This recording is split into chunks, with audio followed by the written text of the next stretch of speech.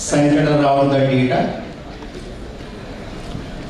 And the insurance and the banking financial as a domain, there is a huge potential for my friends, the students. This fraud analytics, market size is 2019 was somewhere around $2 billion US dollar. I'm talking in terms of the India, which is estimated to be around $7.9 billion by 2024. So what does it mean to my friends, the students, or the aspirants in this world of analytics? There is a huge potential for you in the space of analytics. As we all agree, we are living in a very, very data-intensive world. So if I break the components of this data analytics, it breaks into the 5 types of analytics. And what I would urge or appeal, once you go back and see everything in the prism of the data analytics, if not all, you can solve majority of your problems irrespective of the domain. And that is the beauty of analytics. It is the domain independent, right? So coming back, breaking the analytics into the components, the first it comes to descriptive analytics, right? So we are living in a very, very blessing times now. So in a point click, I can describe the characteristics, nature of the parameters we deal with. We have been very often hearing, right? The parameters, the characteristics, and all the analysts, they consumes in between 80 to 90% of their time for this descriptive and diagnostic analytics, right? Moving forward, we have something called diagnostic analytics. Diagnostic analytics, in a point click, I can find out the anomalies, unusual behavior, unusual pattern is hidden within my data I am dealing with, or the root cause analysis. Then moving up, what we have been hearing, the artificial intelligence, machine learning, right, decision science algorithms, all are the component of, all are the components or the medium to approach the predictive analytics, right? What would happen, right? What would be my claim for the year 2020? How many frauds may happen, right? And if not all, many of you, depending on your faith and belief, you follow some kind of the astrology mechanism, right? Before coming here, many of you must have referred something like astronomy, how my day would be. Many of you may have followed tarot card. Many of you may have followed numerology. So these are the various medium for the larger or the broader objective for the prediction, right? The similar way, neural network, artificial intelligence, machine learning, time series analysis, your decision science algorithm, these are the various algorithms and the tools to predict the event would like to happen. What we say the predictive analytics. And in the artificial intelligence, nothing is artificial about it, right? Because it breaks down into your neural network, and whole artificial intelligence has been inspired by human. It applies for the human and it impacts human. So nothing is artificial, no job is going to reduce. it will augment, or you can take it as a collective intelligence. We have been doing individually in the past. Now I do have many more scientific collective intelligence to augment my study. Right? From predictive analytics moving up, we have something called prescriptive analytics. If I am predicting something, the fraud is going to happen. So I should have some kind of mechanism or the system in place. I can control or I can prevent the fraud has to happen. I can prescribe some mechanism or I can prescribe some measures in order to control that fraud. So that is known as the prescriptive analytics. Then we are in India, we are in a very, very nascent stage. Another type of analytics is the cognitive analytics. So that's basically that deals with your human psychology. You must have come across like your sentiment analysis, opinion mining. I'm talking in terms of my the perspective, but once we move on, the experts will throw more lights in terms of application, how you can use all this disruption to solve the mission critical application, right? So this is what that, like, data is a raw material, or everything we do under this arc. If not everything, most of the things we are doing under the arc, right?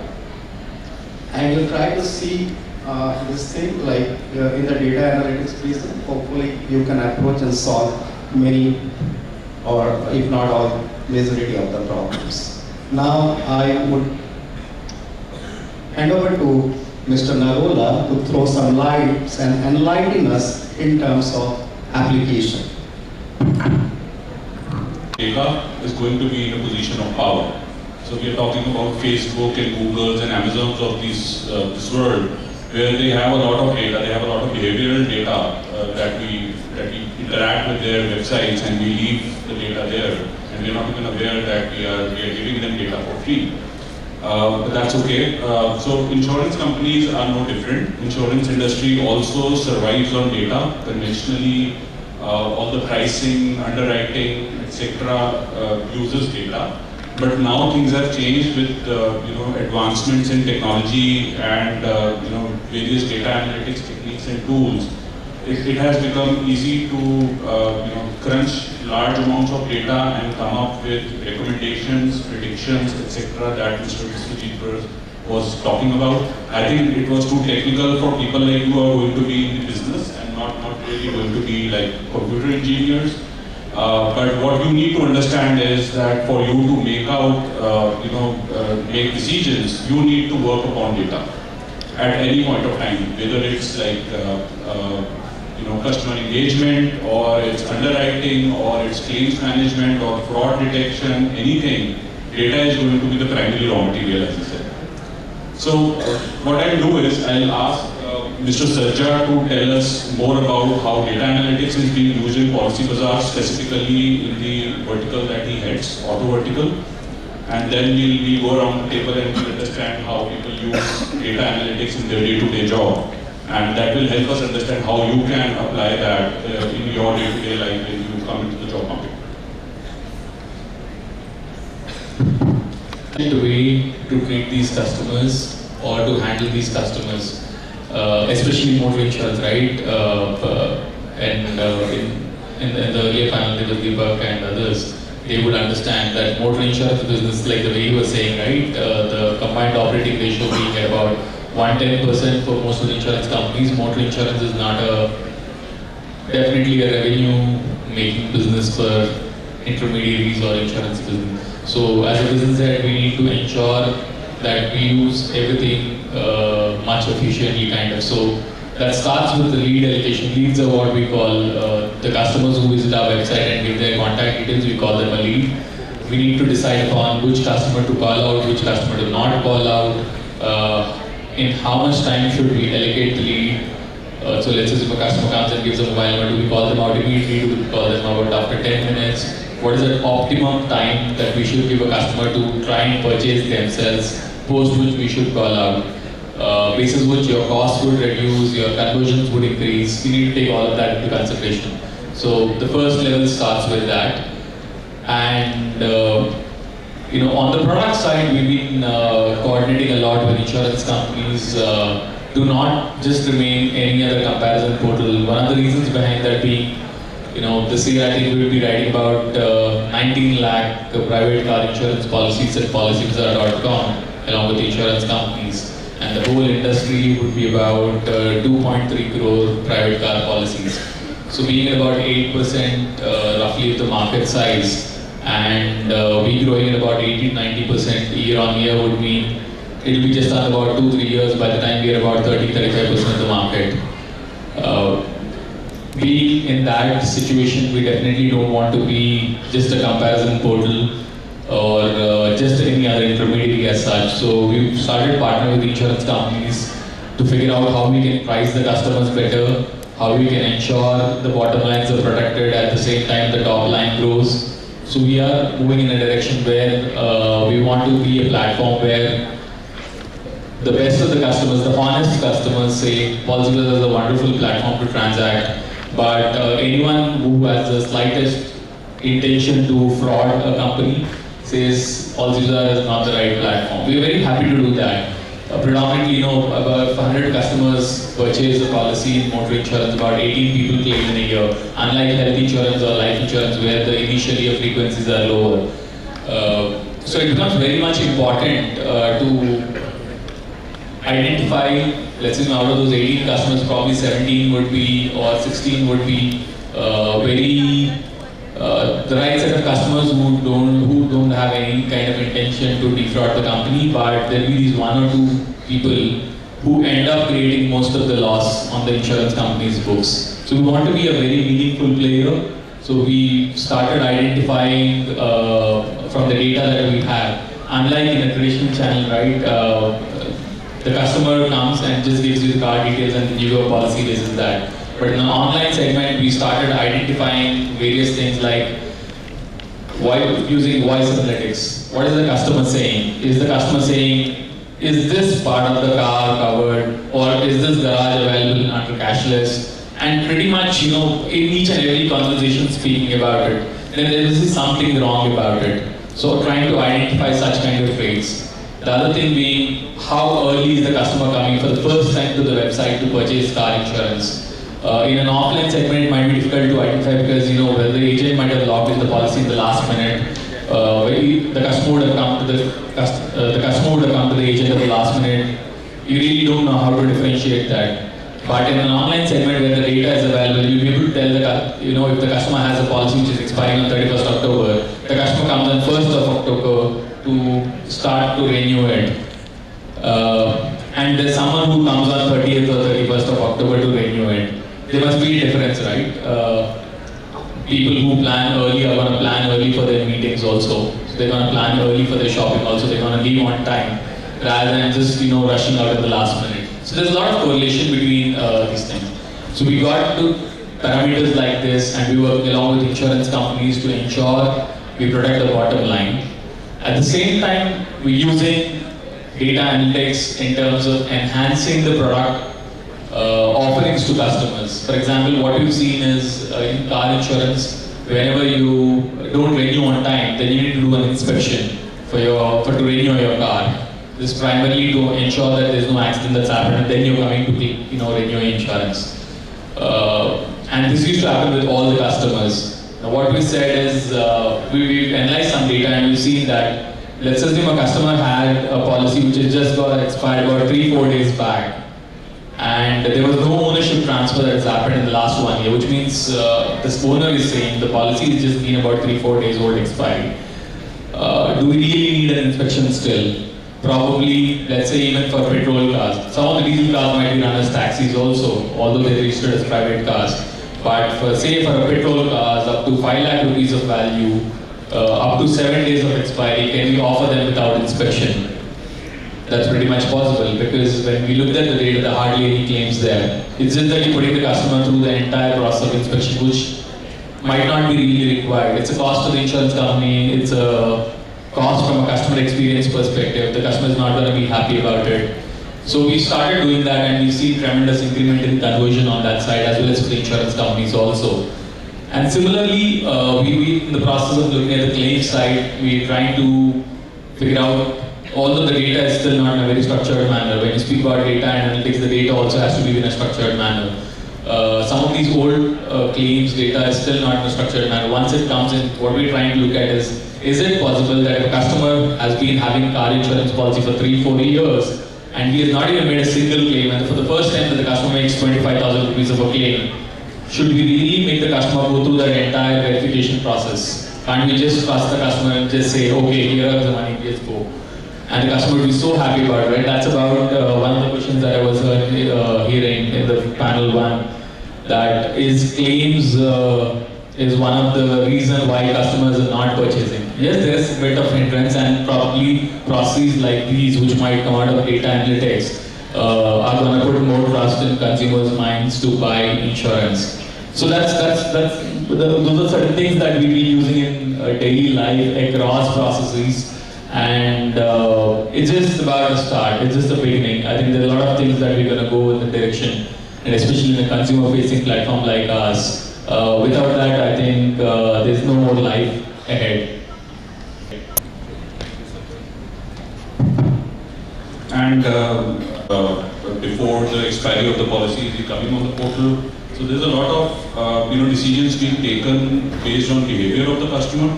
So that's all data analytics that's in play, right? So I'll request Mr. Rishi to talk about his experience of he's a senior professional from the IT industry. So there's a lot of work that he has done on data analytics for the insurance space as well. So I'll let him share his experiences.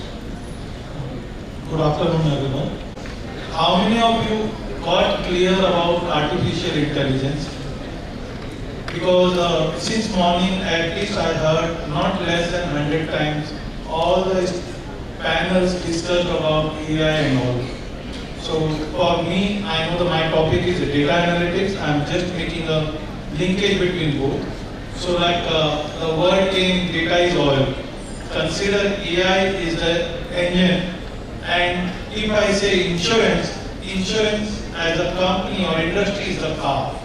So you need the engine, you need the oil to run this. So all three are very, very important. Now, artificial intelligence, when we talk about data, I think there was a few questions like can this machine learning make systems better than human? No. There is a very interesting research was done that if you give this machine or AI system to build a person who is like I'll say from the academic perspective, he is getting 60%. When he will build the AI engine, he will build to perform and get 60%.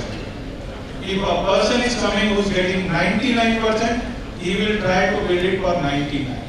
Now, it's always the journey to get it to the 100 where multiple, or I'll say the group of people come together, put the brain out of that and build it. So artificial intelligence, AI is always AI. It cannot be natural intelligence. To make it, it can go up to that level using multiple things. So you always need human brain to build the AI. So that's the one thing. Now coming back on the data analytics, I don't know how many of you look on that. Like I'll give you a very simple example. If you see like warranties or extended warranty, product support or product warranties, all are backed by the insurance. So one of the examples, like a couple of months back I was reading that when mobile companies were giving the insurance, they found like 95 to 98% claims were coming up for the screen replacement. Now if you see, a lot of mobile companies are coming and giving you the screen replacement as a free of cost, as a part of sales only. Because they realize that there is a concept called cost of claims. We talk about claims, settlement, you might be, your 100 rupees is there, but insurance companies also spending around 5 rupees or 10 rupees extra to serve that claim. Now when they do that, they try to reduce it. So that's why they are giving upfront as a part of sale or product company. Similar thing like in US, there are, if you go on there is a very frequent claims for your glasses. Now they say that within 30 minutes you go to our authorized service provider, within 30 minutes your replacement will be there. You don't have to go and file the claim, track those claims, get the replacement and then settle them. Everything within 30 minutes. So this is the way most of the insurance companies, they try to see how to make customers happy, make the faster settlement or faster sales. Like example, like recently I am working on a product where we have, I think we discussed about how policy renewal is taking around, insurance companies start working from minus 120 days, how to start renewal to be done. Their conversion for the renewal is around 50-60%. Now, when they start, they just start, sir, your policy renewal is pending. When do you want to do that? Do you need any clarification? Now, there is no engagement.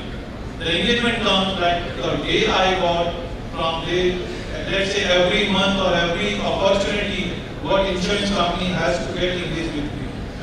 Then provide some value so I can renew it faster.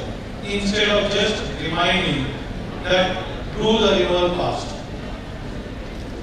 If they are engaged, they know that the customer will come.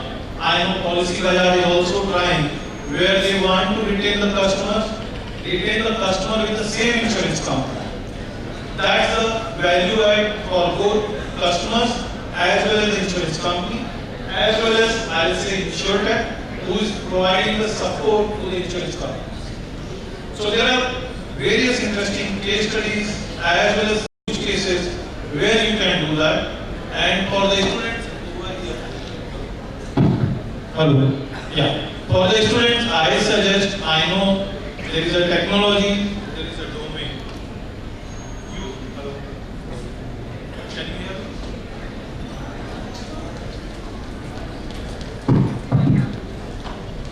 So what I suggest for the students, these are the two. You should focus on your domain, that's the car. Now the engine, you can get built or get it from somewhere else also.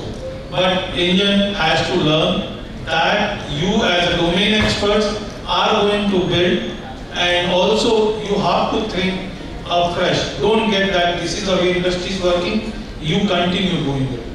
Build and think some innovative ways how to disrupt this and get the new solutions or new services. Analytics, he has a lot of experience on that, and he can also put some light on the marketing analytics. Thank you, Harjwal. Is it making sense to us? Now, some of the examples could be how do we diverse our exposures globally across, say for example, say hailstorms or floods. But you don't want to invest all your eggs in one basket. So what that means is you don't want to invest all your exposures in North America or Europe or APAC. So you really want to diversify globally and across different product lines. So when it actually relates to everyday business, we make our data and analytics decisions. Draw the mic closer, please.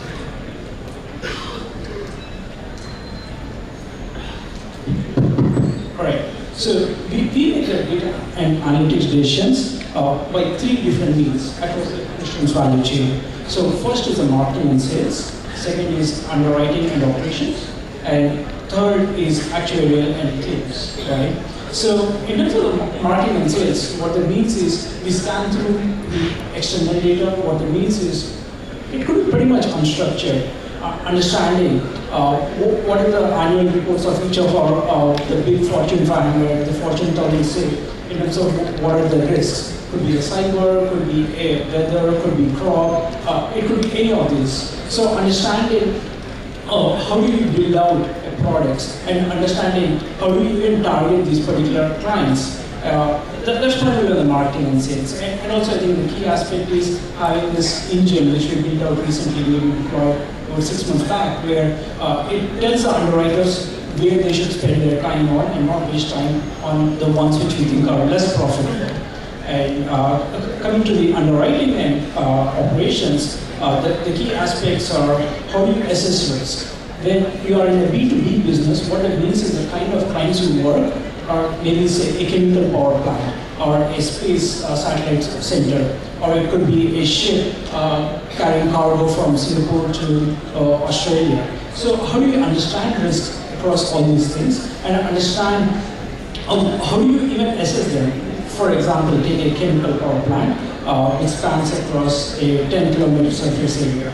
Now, if you were to just get a remote sensing image, it's still going to be a 2D thing, so you don't really know how the flood simulation in that particular area will work. So the key aspect in these situations are we actually started to test out some of the drone technology where we get this photometric data of the uneven surfaces. So what that would help us in simulating which area within the 10-kilometer area would flood first. Now, understanding what say the warehouses, the distribution centers, which is located in the low-lying areas, and foreseeing which would cause the further damage from the flood insurance to the fire accident. So these are the kind of risk assessments which we do from the data and analytics perspective. And finally, coming to this actuarial and claims. The key aspect and the way we want to do is we challenge the existing actuarial methodologies, because in this current time, if you were to pick 10 different actuarials from 10 different companies, give them the same input data, they're going to price exactly the same. Now, the key aspect is how do we bring the forward-looking view into it? How do we bring this unstructured, structured data, internal, external data, so that we actually have a competitive advantage over our peers in the market? So this could range like working with IoT sensor data, it could work with say, speech-to-voice data, and any forms of these data, so that we actually challenge the existing actual methodologies by developing some forms of new machine learning algorithms, not only working with the exhausting or the existing ways of the old school actuarial methods. So in the broad sense, the way we see data analytics is it has huge impact across the entire value chain of insurance.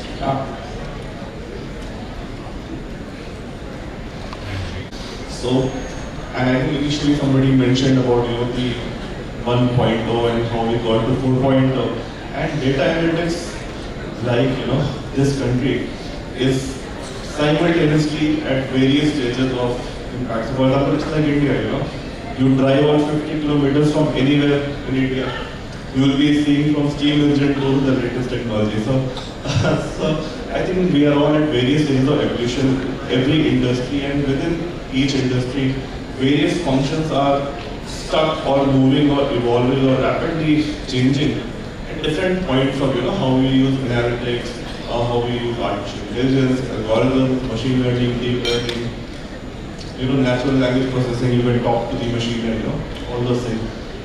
To me, I go back and say that we are still at a very nascent stage, because data in all of this scheme of things remains an absolutely vital life source of analytics and all these things. And I mean, to put it very simply, collection, capture, extraction, analysis, inference, inciting, and then putting it into business. At every stage, we need to be very careful about what we are creating, what we are doing. To give you a very simple example, I work for a health insurance company, and we all believe that customer engagement is a very critical part as we move away from traditional thought of controlling risk. How do I engage with the customer? Somebody forgot to put in mobile number field on the proposal form. That could happen. How do I reach out to all my customers who were hospitalized for a certain condition, and I want to reach out to them to take care of the health, but somehow the discharge summary that comes from the hospital, it carries all the information, but it is not captured very well. Sometimes these are handwritten notes by the doctors, and you scan it. First of all, you need the technology to read from a handwritten discharge summary which is evolving. Sometimes it is missed because a lot of the doctors actually write on the other side of the page also. So I can't reach out to my customers, and therefore I am limited by my ability to understand my customer profile, my customers, engage with them, and how do I push it into this business. So I think that's one very key part, is that we should all be very cognizant about how are we creating the data in the domain that we work in. And of course, there are issues of how I can of course augment my data. I can go to a great bureau, I can go to other people, Facebook, Google, all those things are there. But if we make a good start, it will definitely work a lot. That's one part. The second part is the role of what is now being called the business translator. So while it's good to be very esoteric in terms of how good analytics we do and what all the power is, we also in the industry and the application of this analysis, and this is especially because of your students here, how do you apply this understanding of data and data science into a running business? I have seen best of sales pitches, in a boardroom failing when somebody is showing very fancy diagrams and you click on button, things change, colors change, and then somebody says, okay, so, and that is where it falls, So how do you push all this into a business is very vital. That being said, at Maxbupa we use, so a lot of my time, as I, my opening comment, a lot of my time goes into making sure that every part of the business actually is collecting the right kind of data so that I can use it at some point. So we have also gone through an evolution. Initially the data analytics was focused towards a very risk-oriented view, what we used to call SAM, which is selection of risk, assessment of risk, and management of risk. So who do you sell, what do you sell, how do I assess it, which is where your underwriting comes in. And then management, once you have the risk on board, how do I manage the risk? So a lot of these rule engines, predictive models, kick-out rules, what is likely to be fraudulent, what is not likely to be fraudulent, which policy can be processed straight through the customer journey improvement. While this has always been there, and believe you me, some of these savings that we get from these payment integrity issues, which is basically fraud, would actually is competing some of our bigger branches in terms of revenue. So there's a big threat there. But as we evolve, we are moving towards how do I improve my customer journey, customer onboarding experience, how do I make sure that I get more revenue in place, of course keeping in mind the risk in our insurance company.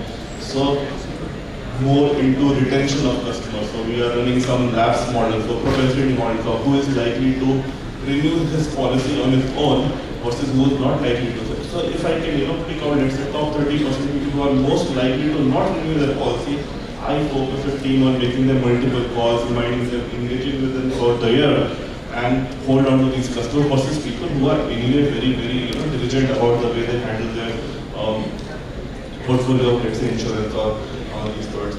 We also work a lot extensively on how do I improve customer experience, which is also in terms of underwriting, because we all believe that not every customer is willing to go through the pain of the underwriting process. It's almost you're taking an exam of a customer has come to you. So yeah, I think also there is one company which is also driving a lot of our steps into how do we improve, very obsessive about how do we improve the customer experience. So create kick-out rules, and these are essentially, this translates into some algorithms at the end, because what are you trying to do? You are trying to identify 5 or 10 of the customer lot, 10% are more likely to make a claim and therefore need to be assessed more carefully. Same thing for the claims. How do I process my claims in 30 minutes, 4 hours, all those things. So all that is happening, and it's a very exciting space. I think a lot of young students should be looking forward to being a part of this exciting journey. Yeah. Invented till now was an OBD device which you put under the steering of your car into the OBD port. And that basically captures data almost like everything. What's your acceleration, how many times have you heart rate, at what time, or what's the speed that you've been driving, what's the average speed, what is the time of your driving, what's the kind of behavior. It basically emerges to give you a driving score, if you would call it. Having said that, in India it's been experimented by Bajaj Allianz and to an extent by ASIBAS, if I'm not wrong. But there aren't much results that are available from the specific OBD device-led telematics solution as such. One of the reasons behind that being unlike the Western counterparts, right, whether it's a US or say European countries, the rules are pretty much in place about how do you drive, at what speed do you drive, the condition of the roads, which is not the case in India yet. India is still a developing country, and I think we're going to take about another 5 to 7 years to reach that stage where our roads are going to be smooth, pothole free. There's not going to be any bull which comes in the middle of the road while you're driving smoothly. So a lot of things are going to happen. I think that's when telematics will start to make a real life impact. In fact, while being there, in fact, we tried this out about in 2013 for about 6 months or so. There's this company which has got spun off of Nokia Maps at a point of time. Again, it's the same thing. This is exactly what has come out of those. You know, it's really not possible to understand when you hard brake. Is it your driving behavior? Because you know, in the area that you might stay, it might really happen that you might need to be, you have to hard brake 10 times while you drive once in a stretch. That's how the behavior of people around you are. There's another technology which has come out, which is without using the OBD device, which is pretty much like carrying an app in your mobile, but at the same time, the infrastructure is the main reason why still, I think it's not, Indian ecosystem is not yet ready for this solution. Having said that, we are working alternatives to find out, evidence. That's what we need to look at, right? Okay, this is not what can be used in Indian context. What can be used? So we are pretty much developing ways to figure out hazard detection or a test which customers can take, and that can give out a driving behavior. It's like a simulation, right? Basically, playing like a video game. And you're able to detect hazards while you're driving on the road in the video game, and that can act as a part of it. So we are pretty much in early stages of partnering with insurance companies on this test. Probably under a month or month and a half, we should be this should be out there, and we should be starting our trials anytime soon. And that would that's what we expect would come out over the next 1.5 years. Pretty much in terms of understanding, let's assume there are about 15 hazards in the simulation. How many hazards have you been able to capture? What kind of driver you are? And then correlating this with the claims data. One of the reasons why we feel we're very well placed in doing that, again, as I said, we were about 8% of the market today, and we're about very well placed to give out 30-35% of the market next 2 years. And all of these are online customers who come directly and purchase policy on their own. So unlike the offline scenario where you don't know who's going to take the test. This is like pretty much, I think Abhindra will understand. Again, most of the forms in the offline segment, even life or health side, times that the customer just signs it and it's a tick mark that's done by the agent. So whereas in the online segment you have validation with OTP, you understand if the mobile number is given and if the person is taking the test, you know that this is the exact person who's taking this test. And with such a huge number of policies existing in one place, unlike any others, like there are about 25 odd insurance companies with policies across, right? So with if there's a player like us who has that much data in one place, so by taking claims data back from insurance companies, we're going to correlate the driving scores to the claims data and figure out how much of this impact, how much of loss ratios can be cut down by pricing the customers right basis these scores. So telematics will take some time, but proxies such as these about hazard tests and others are going to take a much larger share in the days ahead. I'll take a minute just to give car tracking. That itself is a huge success. Now, coming back on that policy or from the insurance company perspective, like in US, there are companies, I remember, I think it's Allstate. What happened that there is a personalized insurance or I'll say policy premium. It's not a standard product based. Where what happened that if you want to take their policy, they will send you a device which will connect on your car, drive it for 2 weeks. They will study your pattern, how that you drive the car, and then they will give you the code. And again, that code is also valid for 6 months. If you continue driving very well, it will keep on reducing. The moment you go on certain like erratic behavior or something, your premium will go up. So that's where they control at like optimize your premium or policy premium. And I see and Sajay has very well kept that this technology is available to us only because of the governance and the condition that what we have, which is, I'm sure that it's keep on improving. And that's where it's an opportunity for India to reach up to that stage.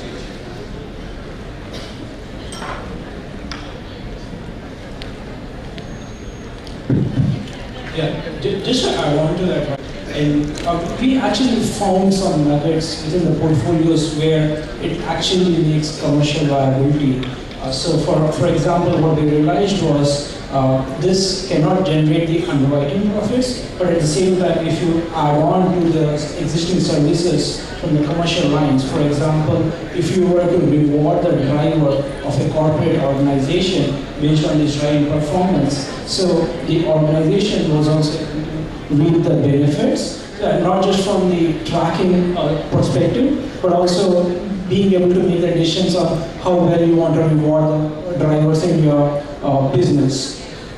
And specifically, what we found was in geographies like Middle East, this was a commercially viable product, whereas in Europe, where we tested in Italy, France, Germany, we couldn't actually make commercial profits out of the telematics. So there are certain nuances on where this works, the kind of clients you want to work this with, but at this point, it's still a toss-up between how you want to make it profitable. And the key aspect is going further, how do you extend this? And that remains to be seen. I just mentioned about motor. So as a health insurer, we have a product which does all these important things which are required to be done. It has an app. You can directly have your OPD appointments fixed. Everything payments will be done online. You don't have to talk about anything. It also had a connectivity with the wearables, so which means you're wearing your Fitbit connected to the app, and the more you exercise, the more you walk and lead a healthier lifestyle.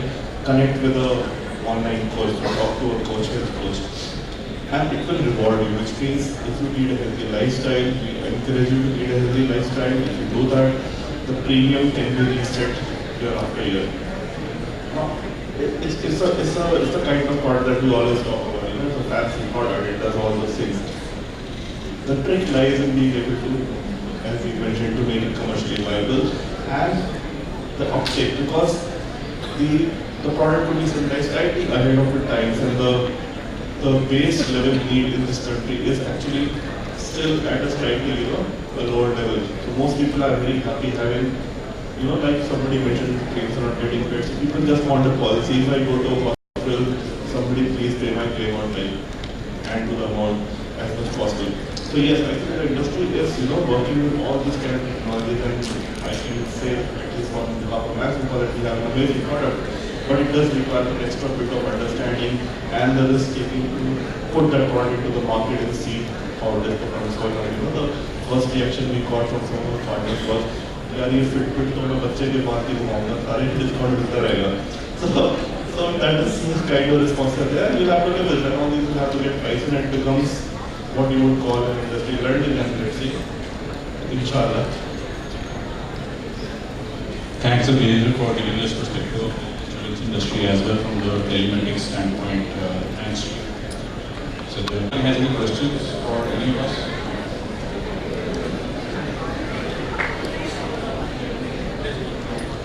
Please go ahead.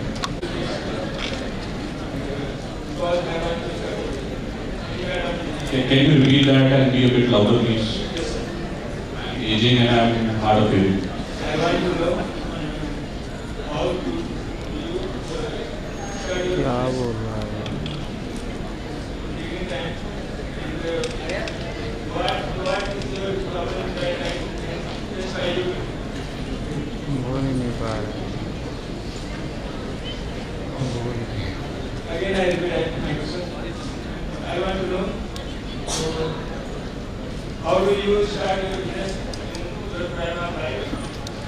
Speaker can't do my What is the problem in your life when you are starting your business?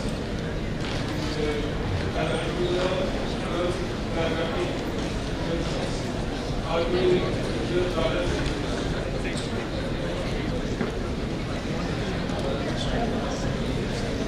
So you want to start a business, any kind of business, okay? That's outside of the purview of this discussion, but I'll just give you a couple of points. If you want to start something, start early in your life, because there's less opportunity cost at that time. Once you are married and have kids, it's difficult to leave the job and start a business. And be sure of what you want to do, be committed, and you will be able to achieve it. So you just have to make sure that whatever you are doing, you put 100% or 110% of yourself behind that. And we can have a discussion after this if you want more details.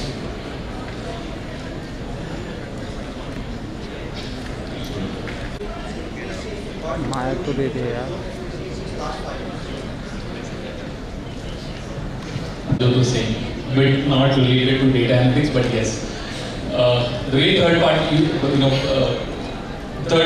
product or the third-party gives benefit, or the third-party component in motor insurance gives benefit only to the third parties who are either walking on the road or traveling, and then your car goes and hits them, right? So it's not about the damages to your own car. There is no damage component. Takes care of your own damages to your car or the components of your car. Now there are two things that happen. One, obviously, the amount of accidents that happen on the road and the claims that are filed as awareness increases on the third party side takes a toll on the third party loss ratios, and obviously that's governed by IRDA. So IRDA keeps changing premiums basis that. So obviously there's been there is raising awareness over a period of time. Earlier there were not many people who were aware that there's a third-party claim process where you can go and you can file a claim and all of that stuff, which has started happening over a period of time. Having said that, and the second thing being obviously, we all ask for infrastructure, but when infrastructure comes in, there's also this Josh, right? So people will start racing on the roads and all of that stuff. So things would also lead to accidents and increase in fatalities. So that obviously these factors will be leading to third-party losses being on the higher side. Now coming to the OD part of it, the OD part has only been on the lower side since last 1.5 years, not prior to that. One, this bit of slowdown in the brand new cars sales going down. That leading to a further pressure on 25 insurance companies being there in the industry, and obviously everyone's going to discount more and more to get more customers. Yeah, due to competition. Obviously, what you're saying is basically, you expect about 1,000 sales to happen. That's what your board has given you as a target. And all of a sudden, in the year gone, you realize there are only 300 sales that we've done. What do we do? Then obviously, you're going to increase insurance company are agreed to run their business on the ad path, means they are not looking to earn profit and more kind of thing. See, there's always equation, right? For a general insurance company, they can decide there are different lines of business. There's car, there's health, there's commercial, multiple lines. They might want to earn profit from some line and substitute that with other line, because you can always look at some of the lines of business as what makes you start to, start to interact with customer more. So car insurance is one of the good things for that, because out of 100 customers who take a policy, as I said, 80 people claim in 1 year.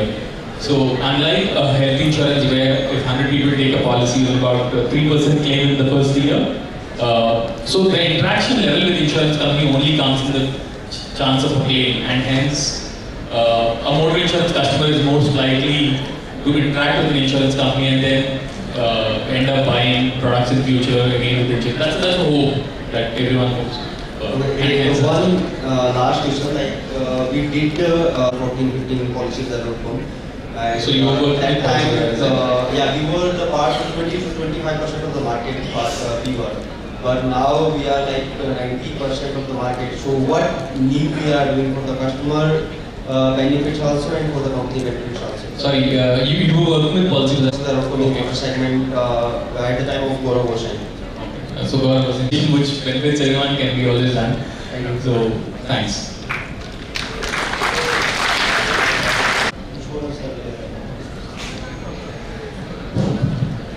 Very tough question to answer. Surveyors had this main job of surveying vehicles as and when a loss has happened, right?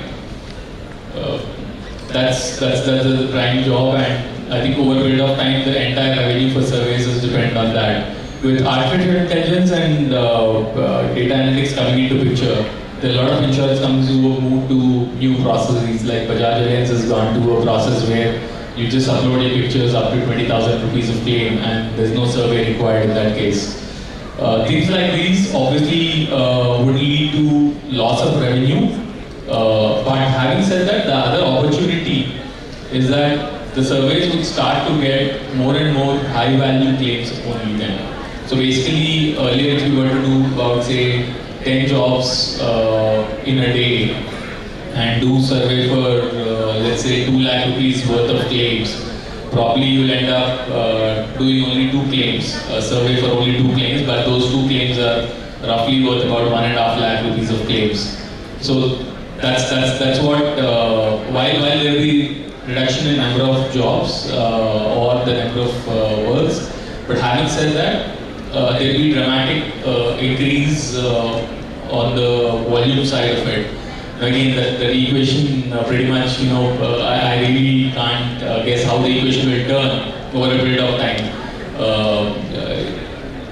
It might mean that there might be less amount of work, but almost similar kind of revenue or 30% revenue. But again, it depends a lot on how many surveys are going to come into the industry and what kind of things are going to happen.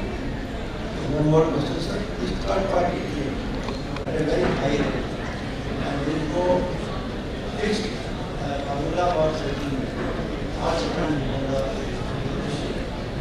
so that burden is put on the other by paying the premium. We are to bear the burden of things we are not receiving. Absolutely. What is the impact in that?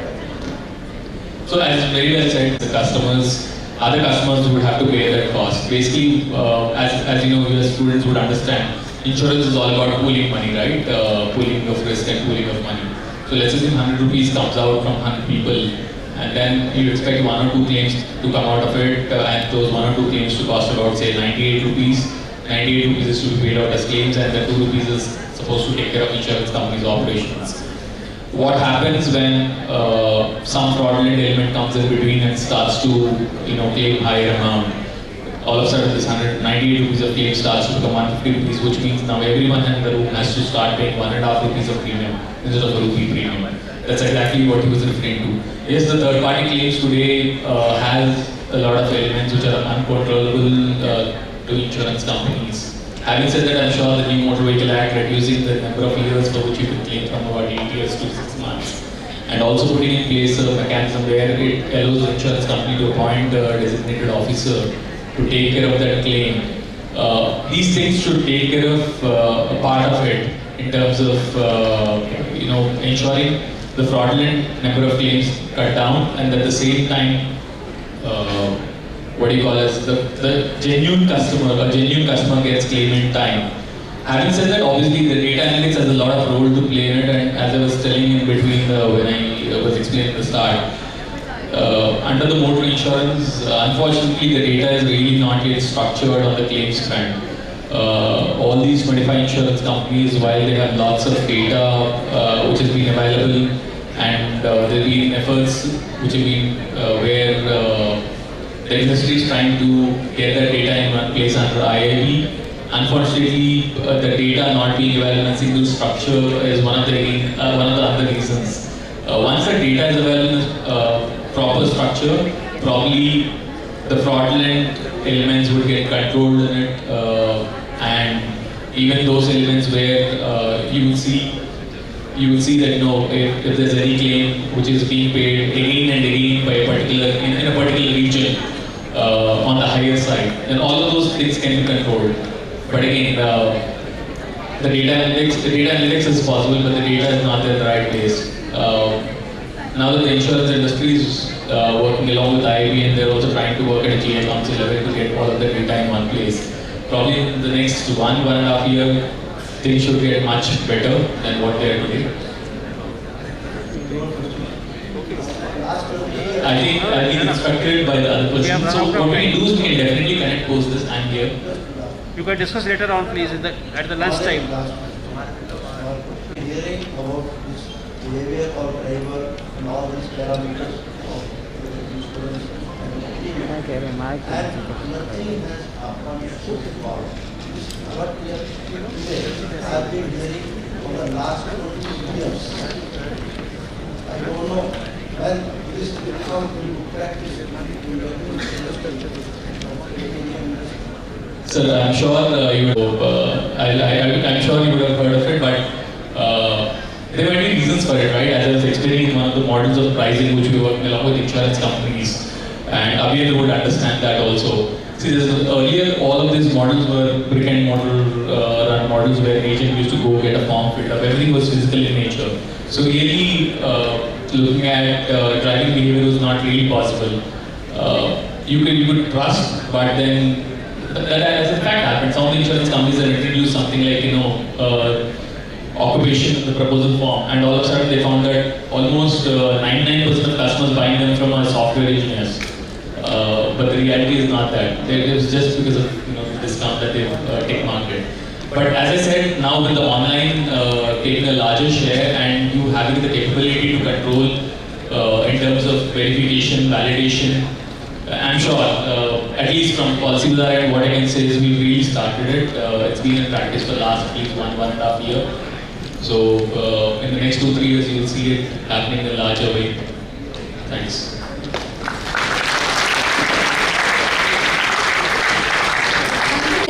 To Mr. Harjot Karuna. I request our Director Service to AP Singh to present the memento to Mr. Srinivas Sri Kattamani.